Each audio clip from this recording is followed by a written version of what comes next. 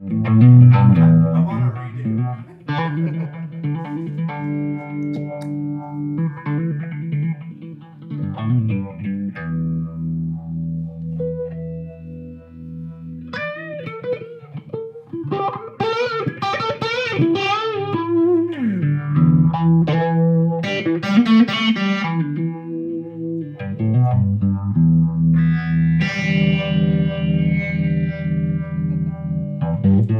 Are we here? Are we Yeah. doing the thing? Yeah, we're live. Is the camera okay? Turn all the bits off. It's a little zoomed in, but yeah. It's a little tight. A little tight. We need some salad. How's that? Sure. I just salad to every meal. I'm just kidding. Can't seem to lose any know. weight. Yeah. Can't seem to understand why I'm not dropping weight. I added a salad with ranch dressing To every meal. Yeah, there we go. Shakeovision. Oh, we should have done the. The old Star Trek. Oh no! Grab the desk. Oh no! It's a Colorado earthquake! Oh, shit! Hey, what's happening, everybody? It's Ike from Flipside Music, and welcome to What the Back weekly question and answer show, where we talk about some stuff and then play some pedals. And as always, I'm here with Dylan. and I'm all jacked up on espresso.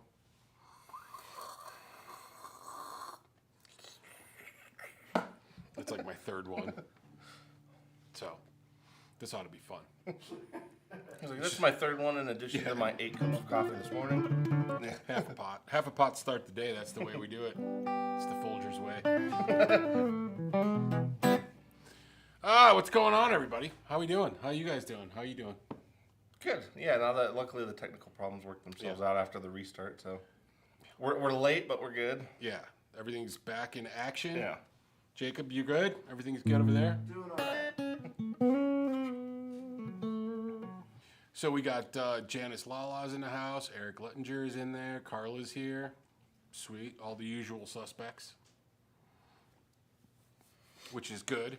Yeah. What do we Discussions of the week. what's this discussion of this week? And then we'll go into playing some pedals. Cause So yeah, part of it is related to what we're playing this week, and then we did have some other stuff in there. Well, R.I.P. Rick Derringer. Yep, Rick Derringer passed away this week. And then Which I'll be 100% honest, I'm not overly familiar. I remember the song you mentioned earlier. What else would immediately, should I, or I probably know, but. Just right offhand, I'm forgetting too. Okay. Rock and Okay. roll So I'm yeah. Yeah, Rock and Roll Hoochie Coo is that like. Well, that's the one. I knew that one, but I was trying to figure out if there was something else I should.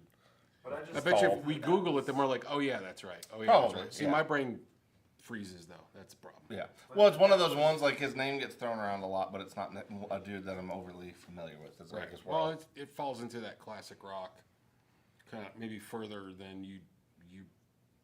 Well, no, I tend to go. I have a pretty wide range. It's just there's certain, I don't know, when you're getting into what's that? What was the Samba.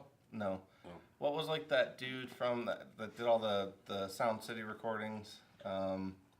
Jerry Sound. Sure. No. Bill City. No. He was William City? he was he was their big hit guy there for a while.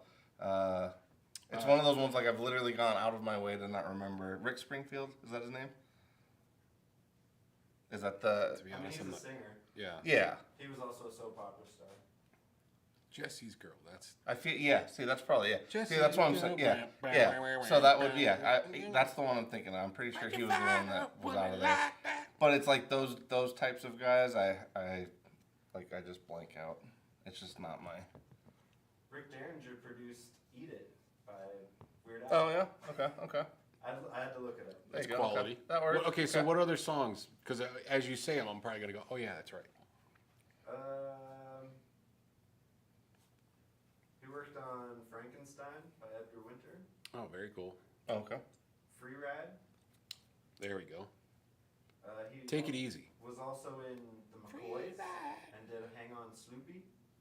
Oh yeah, that's a good tune. Hey. That's Slow Ride. You were singing Sleepy. Slow Ride. What's that? You were thinking of Slow Ride. Yeah, that's what I said. Hang on, Sloopy. Let's get this straight, okay? But I also learned that that was recorded up at Caribou Ranch in Netherlands. Oh, really? Rock and Roll Hoochie Coo was. Oh, cool. Okay. Huh. Yeah, that is interesting. Weirdly independently, I just looked up what was recorded up there, and then it was like the third song mentioned. I'm sure there's a bunch of stuff that we don't. If we really looked into, there's a bunch of stuff that's probably. It's wild. You know. The list is wild. Michael Jackson, the part of the Bad album. Oh, really? Yeah. Did not know I that. didn't know that. Yeah. Huh. That's like There was a that's lot- like Gordo's territory. It is. Gordo has like that kind of knowledge of like, Yeah. producers and certain bits and pieces and stuff. Well, like even that. for this area, because like there's like Joe Cocker. Like I didn't realize like he lived up in the mountains for like basically the last like third of his life or so. But didn't really end up actually recording around here much, which is interesting. And then there's all the guys that came around when like Neil Young lived, you know, up in the mountains. Like that was another one. Like he lived up there and I think he had a recording studio like in his house, if I remember right. But at one point there was a lot of people coming through recording for that too, because I remember that was like Boulder, I think, was like the closest main town. So a lot of people would go there and then go up to wherever Neil was at. That's when it was much less people here. Oh yeah, yeah. I didn't know Than Neil right now. ever lived here. Yeah, yeah, for a stretch, yeah. And it was mainly, like I said, I think it was, if I recall, his house was like really a cool spot for recording, if I remember right. But The only important one that lives here now is James Hetfield. oh, yeah, well, yeah, James Hetfield has a home here? yeah. Hey, he lives in like Aspen. Beaver Creek. Or, Oh, yeah, somewhere yeah. up That that makes way. Yeah. Yeah. He's up that Yeah, I way. mean everybody There's a tries. few other people Everybody that are tries to around. say Vale like it makes it any better, but it's definitely Beaver Creek. Yeah, Ryan yeah. Tedder had a home near Cherry Creek. Who did? Ryan Tedder, One Republic. Yes, yeah, I wouldn't. I went to his studio once. It was pretty cool. Yeah, it's always interesting when that because I mean obviously Colorado has a fairly healthy scene now, but I feel like a lot of yeah. it's more independent stuff. But I was gonna say it's always interesting some of the and I'm gonna totally blanking. Dude from Periphery, Oh, the like main guy. Al Jorgensen. Yeah, I'm thinking. Or wasn't that Periphery? I'm probably messing that up. Anyway, Al Jorgensen started Wax Trax, or worked at Wax Trax, ended up becoming a co-owner, and then that was where like when they ended up going, because for a while they were a chain. okay. Wax Trax was, but yeah, he like Al Jorgensen, like he started working at the one over on Colfax. I think because he moved from like Chicago. But anyway. Yeah, I'm sure somebody in the chat ministry. That's it. My There we go. Yeah, that was my brain. Yeah, Yeah. whatever. It's all right. We've been working I all messed day. it up We got today, a lot yeah. of stuff going on. Yeah. My brain's filled with. It's warm in here. I'm just kidding. Yeah. Rocky Mountain Way, I think, was the first song recorded there. Oh, cool. I mean, that makes sense. Caribou. That makes sense. Yeah, I guess the That's cool, Black Keys guys played here the other day, and they were all around town. Because it was funny, because like different record stores were posting that they were there. Oh, at the yeah. record store, because they went to a bunch of different ones around That's cool. town. So they posted it, but then other people were posting that. Yeah, There's one picture Running. like they were standing outside, and the guy's holding the door open, and he's like, with this look like, is that them? That's funny. Like he was walking in the store. I'm That's- like, oh, that's kind of a funny shot. That's awesome. Yeah. I would have loved to have seen Oh, that's cool. Hermanos Gutierrez, who opened for them. Oh yeah. Those dudes, Yeah. Yeah, Amazing. the two brothers. Yeah, they're really good. they're like Swedish via Mexico or something. From the fjords of New Mexico. Yeah. Yeah. Hey, what's happening, Colin? Good to see you, man. Yeah, I'm glad he made it for the stream. Yeah, Colin always adds stuff. If he doesn't make it, he No, always I like how he adds comments. adds yeah. comments Yeah. after, and I Yeah. appreciate all that stuff. Even though we don't respond, mostly. Oh yeah. I do appreciate the I do appreciate the comments afterwards. So Yes. It's always nice to get kind of Colin's perspective on stuff. So it's always Well, good. yeah, Colin usually adds a lot too because he has some. I feel like he has some interesting info that he always kind of has at the ready, which is cool. But yeah, we actually part of why we're doing the Earthquaker episode is because he mentioned it, and we were gonna revisit the Electroharmonics Ocean's Abyss, but we sold out of it. So we decided to take Colin's suggestion and go ahead and do a Earthquaker episode. What's weird though is what started. This morning we were talking about the relief on the tariffs. Yeah. Literally 20 minutes though before we came on here, the appeals court ended up reversing that. So the tariffs are apparently back on. So. What? Yeah. I thought the courts blocked it. No, that's the first court did. They put it into an appeals court, and that court reversed that. So they're back on. So we're back. Yeah. We're back to the ping pong tariff. So green light, red light, green light, red light. We're back, fuck. Yeah, exactly. Yeah. So yeah, the initial thing that we were going to discuss was the impact that obviously some of the tariff stuff has had on small businesses, because as some of you guys know or have been, anybody that's been paying attention, especially the last few weeks, because I feel like the Earthquaker testimony ended up getting out there pretty wide this time. It wasn't like it was just people that are just into pedals, because it seemed like I was seeing it on a lot of other forums that are more like instrument specific, or even people just kind of commenting on like what it is for small business or what the impact is for small businesses right now with all of this stuff. So Yeah, and I think a lot of people. I mean, I don't know that we don't have to rehash the whole thing. Yeah, but I don't know. We got to dive back in all that, but we all, I think, from our perspective and what we've seen, is that yes, it's impacting different companies in different ways, and it all depends on obviously where they get their parts, pieces, and stuff made. Some of the chips are unavoidable from where they come from. Some of the pedal manufacturers, they do get their boxes and stuff and powder coated stuff done in the U.S. There are ghost builders out there that do build stuff, but I don't know where maybe they get their parts from. So there's impact there, but there's, it's undeniable that there is an impact happening. Well, I would say specifically what Earthquaker kind of brought up, or at least made it more apparent, was that even if you're a made in the USA company and you're employing US citizens and the whole thing, that like you can't, especially with a lot of this stuff, that you can't get around sourcing a lot of the materials and a lot of the parts from these places. And regardless, honestly, right now of where they're coming from, they're especially with the 10% across the board, let alone that's still going to impact. Yeah, it's still at least 10%. Right. It's still adding cost to things. Because like even I think literally like 95% of the enclosures are made in Canada. That was one that almost hit everybody kind of across the board in one shot. But then you start getting into the other parts of it where like any of the steel and aluminum that comes from here is getting tariffed on the way out. Right, then it's getting tariffed on the way. Yeah, so it's like it's literally every single transition from spot to spot is becoming more and more expensive.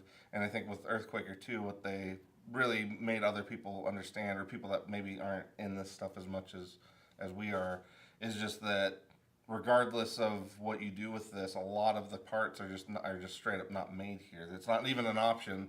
There's the infrastructure doesn't exist here. The employees with the knowledge to make those things are not necessarily here, and some of it deals with materials that aren't, because of we do have somewhat stricter laws when it comes to the environmental protection stuff, that some of that stuff's not even allowed to be made here. Right, and some of the things, I think the ancillary stuff that when you were looking at like maybe guitar builders too, they're like, yeah, they're USA made, but maybe the wood may be coming from, like hard rock might be coming from Canada. Mm-hmm. But also you got to think, well, who's making, if the guitar comes with a case or a gig bag, where is that made? Is that made in the USA or is that made overseas? How does that, so there's other impacts that go along with it. And I know the other side of the argument is, well, then make it all here. That's not what we're talking about. What we're talking about is the current situation and how some of the companies are kind of, that it is impacting. Well, and can those companies survive to get to that? Yeah, can it happen? That's a whole nother conversation. Because can we make gig bags here? I'm sure we can. But are they going to be able to be thrown in to the purchase? That's a whole nother thing. Well, so they'll be 6 times the price. Yeah, so that's the thing. It's like, I know what the other argument is. So we're not trying to touch on that stuff. It's just, what are we seeing currently? And currently, yes, I mean, we've had at least a dozen companies that we've raised prices on, not because we raised it, but because they raised it. So it's really just like, this is what we're seeing. The argument for or against is, or all the other things that could be.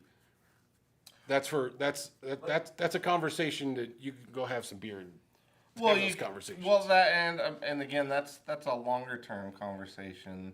The fact is that companies that exist right now that employ people here right now have to deal with this stuff right now, and it's not one of those things that, like, yeah, you can have the best of intentions by implementing these things, but like rather than, because to me it would be one of those things like rather than focusing on all this back and forth tariff stuff, why not start doing things that would actually encourage these companies to start having this infrastructure? Like start focusing on that part of it. If you're actually going to bring the manufacturing back, then you've got to help these companies in the interim, because like paying or give incentives for for making that happen. Because I'm all for that. Like if we can make it here, sure.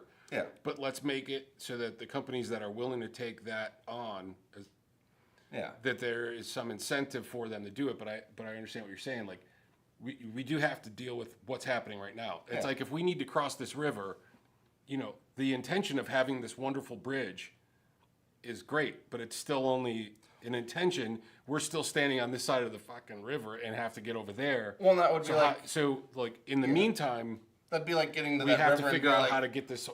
We got to figure out how to do it. We got to build some boats, pontoons. We got to we got like a Roman style river. pontoon thing. Like we got to figure out a thing in the meantime because the situation is happening. Well, it'd be like if you showed up to that river and you looked at it and you stopped and you're like, in 30 or 40 years, I bet they'll really have this hammered out. They'll have a nice bridge here. I guess we'll just wait till that. Yeah, we like, can't. That's not gonna. It's not gonna. That doesn't help it's us not gonna today work. Yeah. to get over there. So, yeah, it's just it's a complex thing. But in the meantime, we're just trying to have the conversation of yes, what's happening is impacting. Yes. So Colin's got a couple good comments if you want to. Yeah. In regards to the federal appeals court thing. I also just don't understand when like globalization became demonized. Of like, we can't source everything from here. We can't. It's just not possible. Well, yeah, and participating in the part global where we economy. get into we start getting into. Then it starts really getting into murky waters of conversation. You know what I'm saying? Sure. Because there is a global economy. We have shipping and all the others. When you look at it globally, and just goods. It's like they make materials. Yeah, they got that stuff there. Then let's get it from those people because they already extract it and refine it. And it might just be a thing. And it might just be a thing that only exists where Yeah, and it could be. Hey, that's the cheapest way to make that work. Now, like I said, we can get into murkier shit. We can get into deeper conversations with it because there's a lot of stuff that goes along with. Well, people will say, well, these companies are, making an X amount of profits because of this and that. That starts getting into how you run your businesses, and that's not exactly what we're, saying because you can pay your people more or make less profits and then, so that gets into a whole murky shit. Well, and again, I'm just saying what we're seeing and how it's impacting is that we are seeing some increases in pricing and we're seeing things it's happen. one of those things like, yes, things can change, but the fact is people still have to survive the here and now to get to whenever that change is going to be, whatever it is going to be. In the meantime, you have to have a plan, and that's where and if expenses for the present time are making it too hard to potentially exist in the future, then what's that? Because to me, like when you start endangering businesses because of policies, then it's obviously not having the right effect. That's just not. I mean, that can't I would be like to see some incentive for. I certainly would love to see incentives for people to make some of this stuff here. Sure, but like you're saying, like we still have to deal with the impact of what's happening right now, and that's that's going to be that's tough for some. For some businesses right now. Well, and even kind of like what Colin's saying in one of his in one of his comments, of like when you start getting into the minutia of stuff of like where are the materials that make these parts coming from?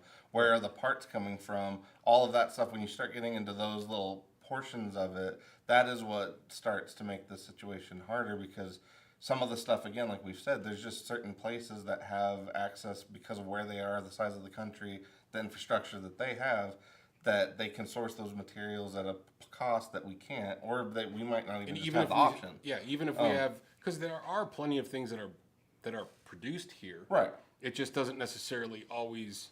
It may not be the most cost effective, and that doesn't mean that yes, you could pay more for stuff, but there also may not be the availability for like I said, that starts getting into, we start getting into some real. Well, it's even like what Fender's running into now of like the Made in USA stuff that they can't really put that on because a certain percentage of all of it, like even the materials, need to be sourced from the U.S. in order to have it be written that made in the U.S. So now it's starting to get into those things where we start getting into the minutia of everything. Well, yeah, and it is, and like this bit or that bit, right. or Colin's saying, like the where wires or these something. materials are sourced. Yeah, the copper wire. Yeah, it adds for up. pickups, and how many pickups are Fender producing a year, or Right. whatever. So millions. yeah, it gets real. Like I said, it gets into being such much more of a complex conversation as you go. And I'm sure that if we all sat down, if we all sat down with a case of beer and some whiskey, whatever other adult, festivities you'd like to have, we could probably hammer out a whole bunch of solutions. The long and the short of it is that we don't, the best we can do is kind of vote for the people that are going to put us in the direction to do that for us. I'm always for small businesses, giving them incentives to grow, to train, to hire, to manufacture, or whatever the case may be. Well, we have to do that. We can't just say we're going to do it, and then not provide some type of way to get there. Well, and in these situations, like big companies are like people, or obviously it's the same thing as like a rich person. Like a rich person doesn't necessarily experience like when gas prices go up, like those things, it's literally a drop in the bucket, so they're not going to notice those things the same way somebody who's literally scraping by, month to month is going to notice those things. To me, like that same thing ends up applying with businesses, like small businesses, like they don't have the means to survive until some of this other stuff plays out. Or to absorb some of those extra costs. Yeah, they have to literally get by day to day to day, month to month. Whereas you have these other bigger companies that, they can absorb this stuff because maybe they are profiting, like you said. They're profiting at such a crazy amount that even if they get hit on that one thing, they can still absorb part of it. But it's getting to the point where, like, if a company like Walmart can't sustain it, then that, like, small businesses can't. Because, like, to me, that's always a threshold of, like, if a company like that can't do anything other than increase their prices because of what they're experiencing on the back end, then that applies for anything lower than them. Yeah, smaller companies or micro companies, it's gonna be difficult. And there's always the argument like, well, maybe the CEO should make less money. And I'm like, sure thing.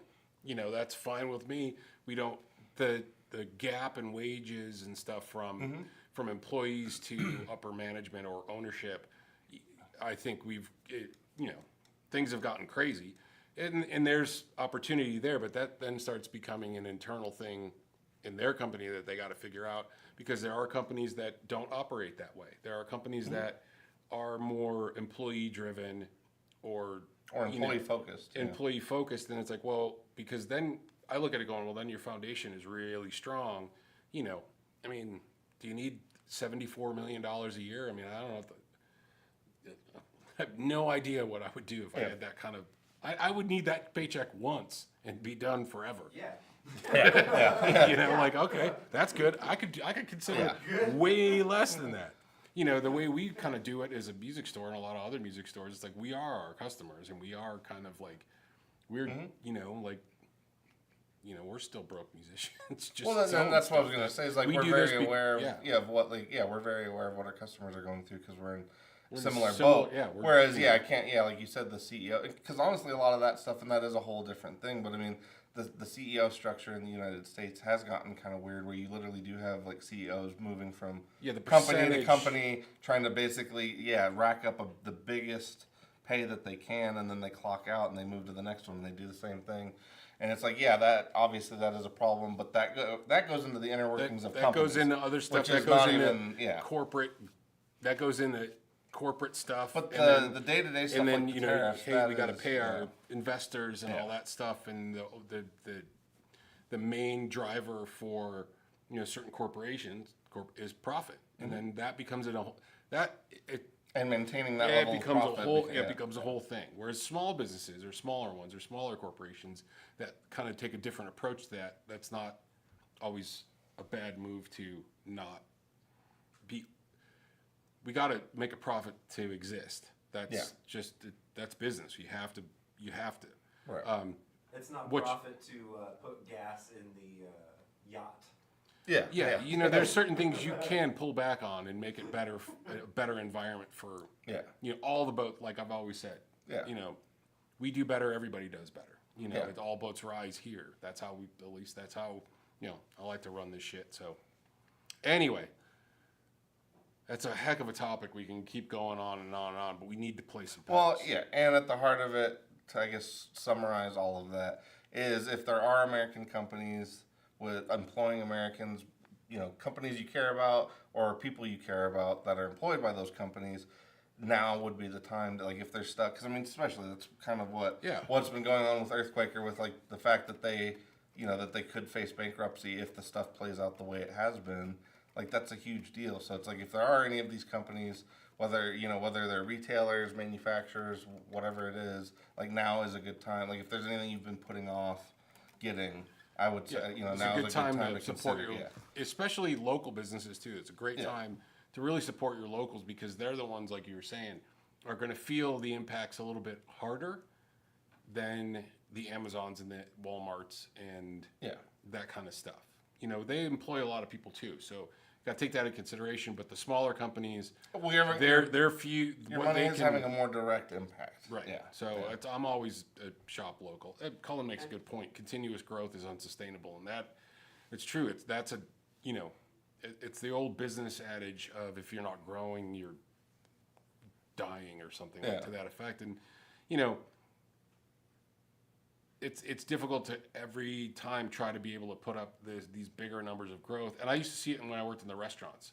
Like, you're constantly fighting this upper management thing of, like, we have to reduce labor costs, we have to do this, and we have to do that, because we have to hit these numbers to pay out investors. And it's like that's a whole nother kettle of fish, So and so, like, no one thinks. I mean, Earthquaker has their stuff together. They're not a company that's, like, hanging by a shoestring. Well, and the fact that and they've been around for a while doing the thing. So, but I want people to know, when they say they're in danger of going bankrupt. Oh yeah, it's not because they're bad business people. It's simply because. Yeah, the ability to maintain the business with the cost that they're facing without, because I mean, straight up, people are only going to pay a certain amount for these things. Like, that's just the way it is. And if you start pricing yourself out of competition, then it's just like you said, it's one of those things. Like, as certain things restrict, it eventually restricts to the point that restriction is the only thing that can continue to happen. Yeah. And that's how businesses go out. And it's like, you don't want to see that happen, especially with companies like Earthquaker, because to me, I mean, like, they're a company that kind of, like, got me into pedals. So I mean, I wouldn't even. Yeah, like, I don't they've even. been a gateway drug for a lot of people. Yeah, because I mean, they were, like, literally, like, the first one. Because I mean, when I was first getting into it, it was pretty common for places to carry Boss and MXR and Electro Harmonics. But once you started to see stuff like Earthquaker and Old Blood Noise, and you started to see these smaller Walrus, all these smaller companies springing up, like, that was, for me, Earthquaker was, like you said, a gateway kind of into the rest of pedals, of like, oh, you could have something that's a little bit more boutique, and it's a lot more interesting than what you're getting from, than like, some of your standard everyday fare. But, and again, it's made, I've always loved the thing that they always put, made by real human beings. Yeah. Because they don't. So like I've always loved the. They've like, always they had a really good good humor. they've always had a good kind of attitude towards stuff. So all right, let's play some pedals as we go, because I know we can keep going. Yeah. The on with this stuff. was my first boutique guitar pedal. All right. Well, yeah, we'll start there then. Yeah, Cullen said EQD, Keeley, Wampler. Yeah, Keeley was one of those ones too. That'll. Yeah. Well, All right. Keeley's an interesting one too, because like well, no, we don't have to get it. We'll go with Earthquake. Basically, we chose these because these are some of our favorites. Like Jacob said, the Avalanche Run was kind of his introduction to boutique pedals. For me, the Grand Orbiter was that was like one of my, like for me, that was my first. Because honestly, like when I first started with you, like overdrives were really what I was like looking at the first. Like, so for me, the Grand Orbiter was like my first, jump into modulation at all. Obviously, the Sun pedal is just a fun one that incorporates that we have. Yeah, still, and it's one that they incorporated a lot of cool stuff. In terms of like the distortion stuff that they've kind of referenced before, the octave is stuff they've kind of referenced before, but having it all in one package is pretty nice. And then the plumes, I would say, even though none of us, well, Eric actually really loves the plumes. I would say even though none of us are like diehard plumes people, I would say it is kind of hard to overstate, whatever. The impact that pedal has had. Yeah, it is hard. Yeah, it's hard to state. Because to me, like that thing is definitely like a modern. If there's gonna be a list of modern classics, like that one's got to be like almost top of the list. Because like I've never seen a pedal, especially from them, explode in terms of the production numbers that one did. Yeah, well, I mean, it's at an affordable price point too, and I think that's one thing that really was able to kind of drive the sales for those. It's like it covers a lot of ground, and it's easy on the pocketbook. Yeah. So. Well, you sort of get your claw on, you sort of get your tube screamer, you kind of get a little bit of plexi in there. It's like it covers a nice range without being overly expensive, and it is just like it's one of those ones like it's you always know what it's gonna do. It's super, it's just a super agreeable pedal. And then the last one is the depths. Yeah, that one's just kind of a fun one. That is their take on like the Univibe sound. They go about it a little bit differently, so it can get a little funkier and weirder than a typical Univibe. But yeah, that's kind of throb knob. Yeah. So there's that. Yeah, right now we have a minimal amount of throb. Yes, low throb. Yeah, we'll increase the throb later. Yeah, Cullen was talking about the Acapulco Gold, which is a great pedal. All right, well that's kind of the uncle to the Sun pedal. Yeah, more or less. Uncle Gold. Yeah, Uncle Gold. So yeah, right now we're on the Avalanche Run. Avalanche.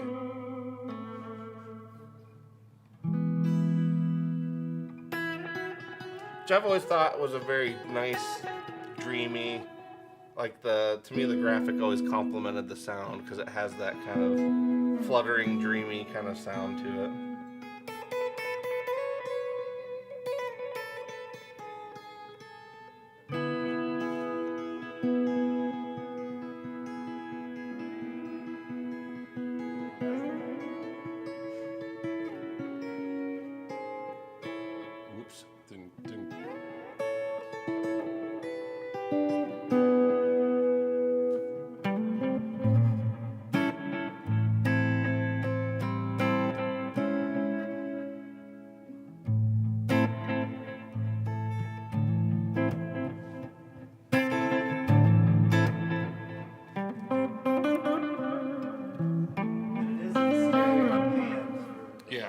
Oh, is it? Okay, cool.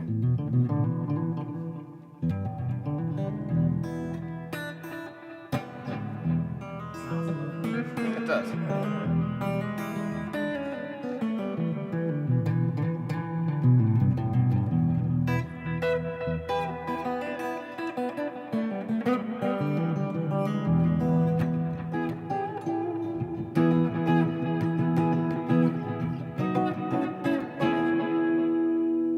That's a really good one. I forgot how good this one was. Yeah, I was going to say we could go over to the reverse setting too, because I've always loved that one.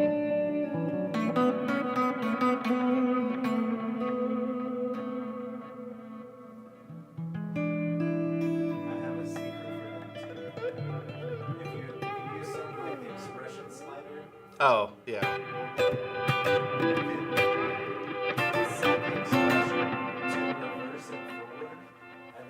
Slider to find a place in between, and you can get both. Oh, you get a weird. Cool. Oh, that's kind of cool, huh?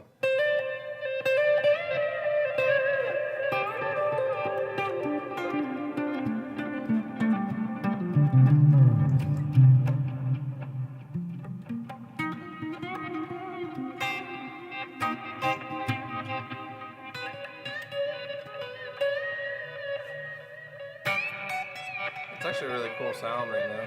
Yeah.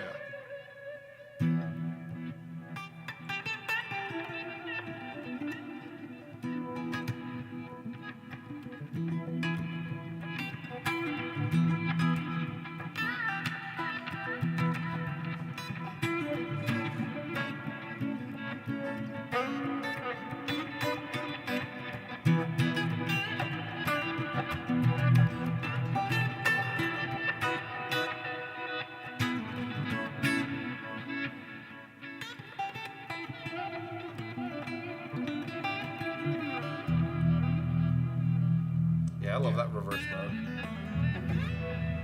Here, we'll go back to something a little more normal so we can play the rest of the stuff, but the Avalanche is always a great one.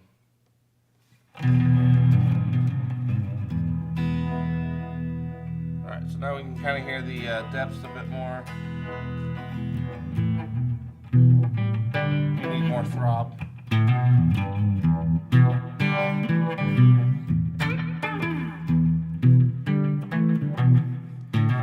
When all else fails, turn all the knobs to about 1. Face them all that direction. Yeah.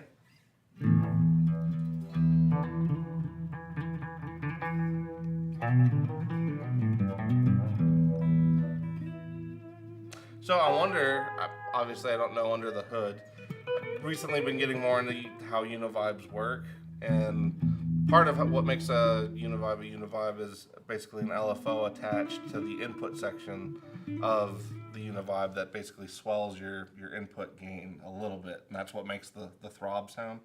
So I wonder... So it does what? It throbs. It swells your what? It swells your throb. It's turning. This is a family show. So Yeah. But it is one of those ones, like, I wonder under the hood if that's basically what the throb knob is doing.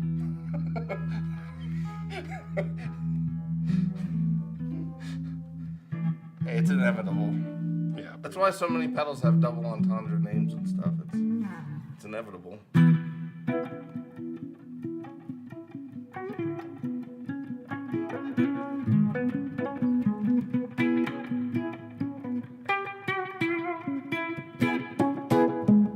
Oh yeah, I forgot it gets a little filtered if you want it to. There's a little chime here.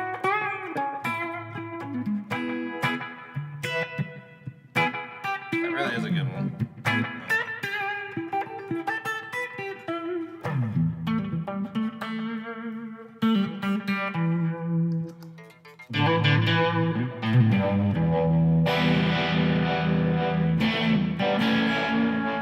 stealing Dylan's move.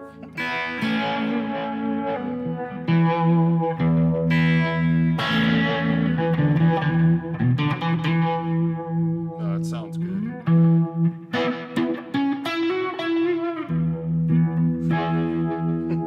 Colin. I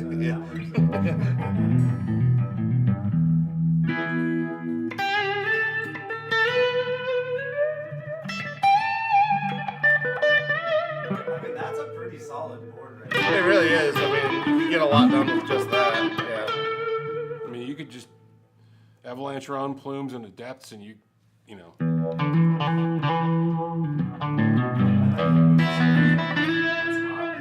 What's that? And a boost an octave if you need it. Yeah. Will it let both of us play? Whoa. Yes. Yeah, it will. I wasn't sure exactly how that was going to go.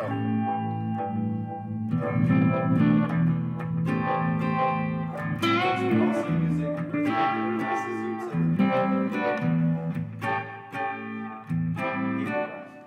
ABY, yeah. I was just messing You're gonna around. be in D. Play that.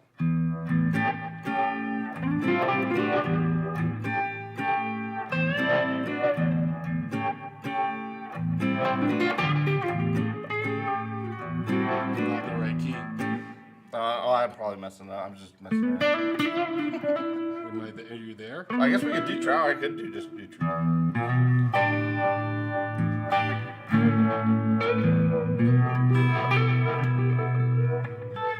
Oops.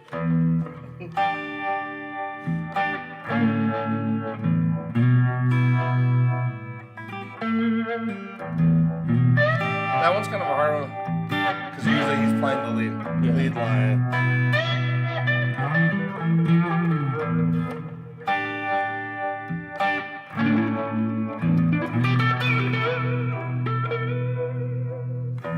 Okay, I'm gonna have to start. I guess now that if we're gonna play together more often, we'll have to actually work out more stuff.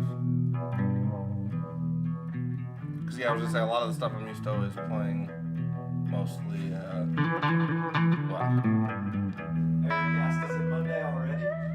Oh yeah, start getting into the spacey stuff.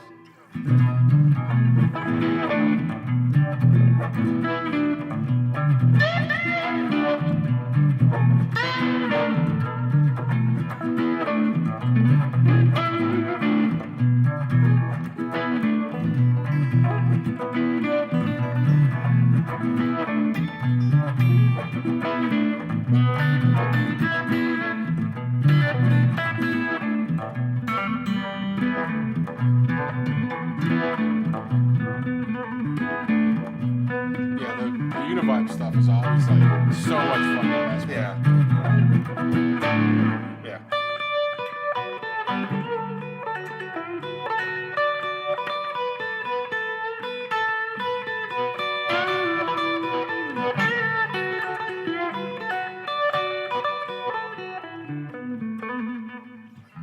So let me or even what is Bluebird?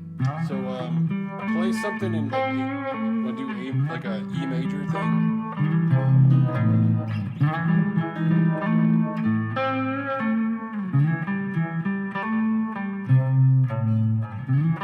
Where are you? I think it'd be A, wasn't it?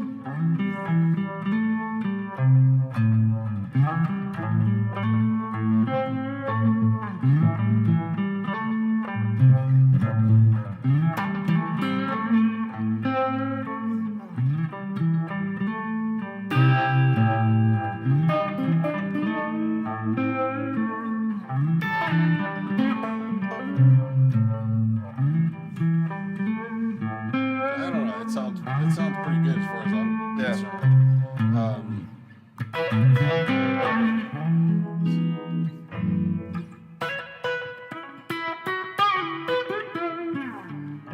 So try to do a or no. So like an E to just an F sharp.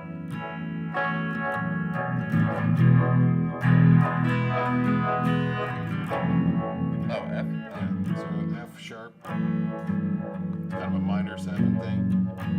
So you're just doing Big ass fingers, I can't see what. oh, yeah, that's why it works. Yeah. So like an E.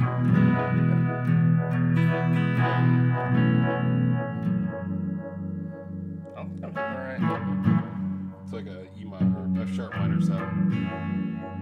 Yeah, it doesn't So- sound. Oh, okay, I gotcha. That's not good. I'm fucking that chord up.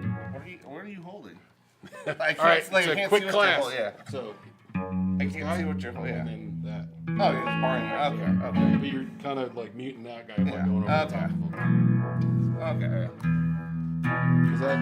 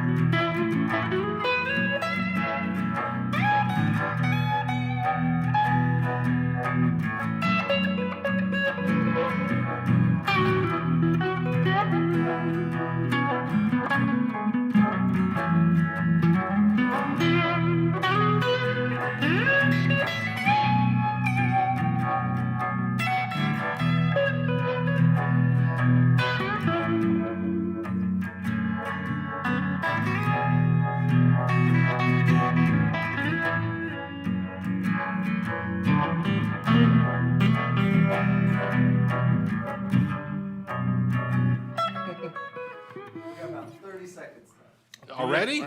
Ah, shit. All right. Well, we'll go a little bit more. So plumes. We already hit the plumes and the depths. Yeah. So let's do the Yeah, the big feller. I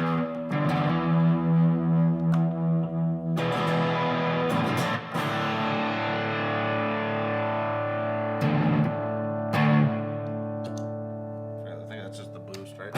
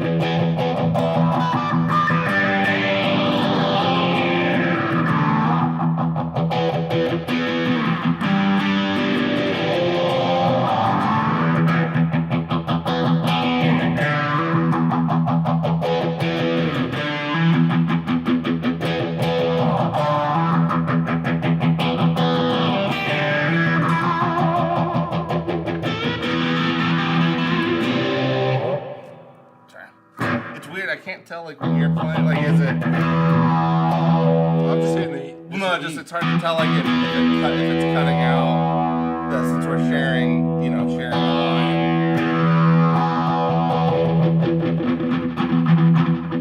Yeah, it's hard to tell. It sounds a little funky. You're probably in between the like cycle of. That's what I was trying to figure out, because like every once in a while I'm like, that sounds a little funky, but yeah.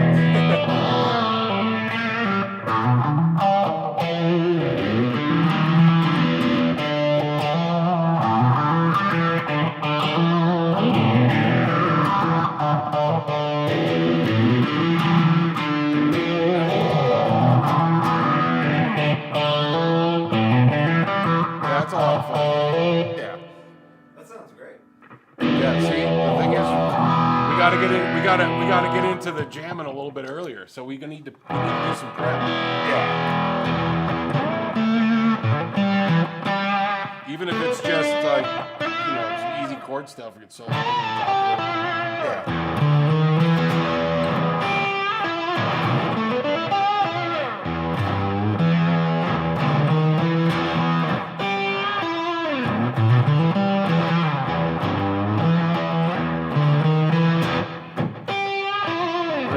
So we don't. Yeah, the octave's a little funky for that one, but it kind of works.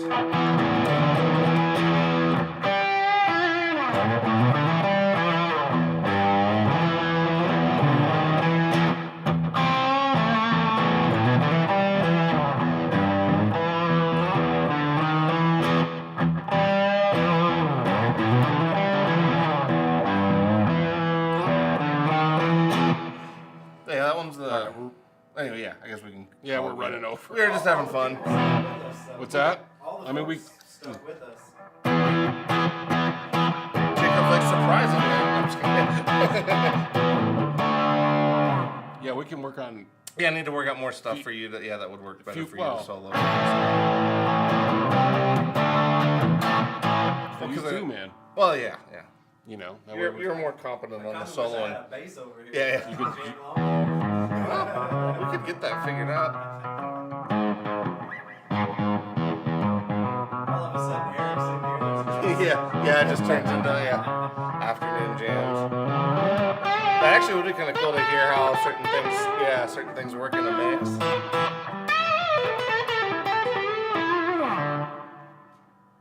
I think it's a nice little setup. It is. I'd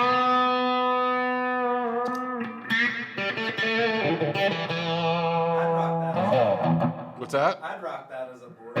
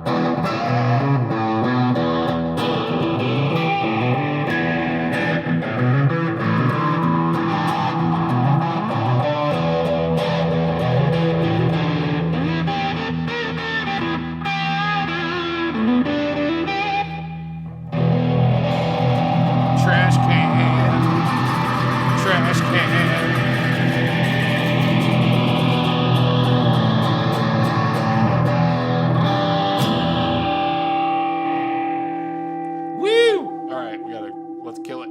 All right, we're going to kill it. Hey, thanks everybody for hanging out with us and listening to all the cool stuff. So if you're in for, you know, a cool little rig, like the plumes, the depths, this Honestly, it was a good little setup, rig, yeah. you know, this one's not out of production, but just like those 4 pedals right there, if you're playing like a blues rock thing, you can get away with all that.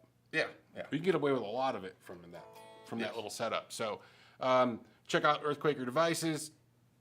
Grab from your local store, you know, or your local online store, if that makes any sense. So thanks for hanging out with us. Go check out our friends over at Texas Toast Guitars. They're doing their thing next, and then Dylan Talks Tone after that. And we'll catch you guys on the flip side.